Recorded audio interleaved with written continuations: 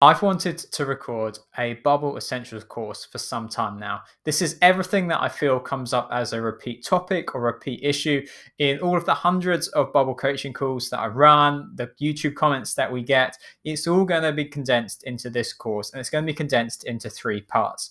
Firstly, we're going to look at security, and that's coming first because of how vital and crucial it is. Then we're going to look at lean development. We'll be taking some inspiration from disciplines within traditional coding and looking at how to apply them within no code and building with Bubble. And then lastly, we're going to look at extending Bubble. These are all of the bookmarks I've basically made over the years of services that I've tried, I've recommended that can enhance your Bubble app, from anything from emails, sending to users like notifications, etc., all the way through to AI. But before we dive into that, this is a collaborative process. This is a community platform. I want to hear from you.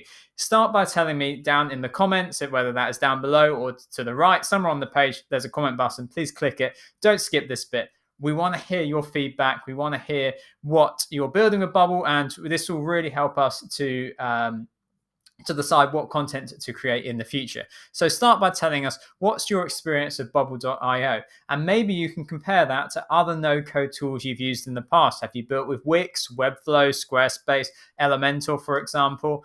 What is easy building with Bubble? What have you found easy so far? And what have you found difficult? What are your main pain points? Please don't skip it. Take a minute, 2 minutes to write a comment answering these questions on this video. And then I promise you, next video, we're going to launch right into Bubble security.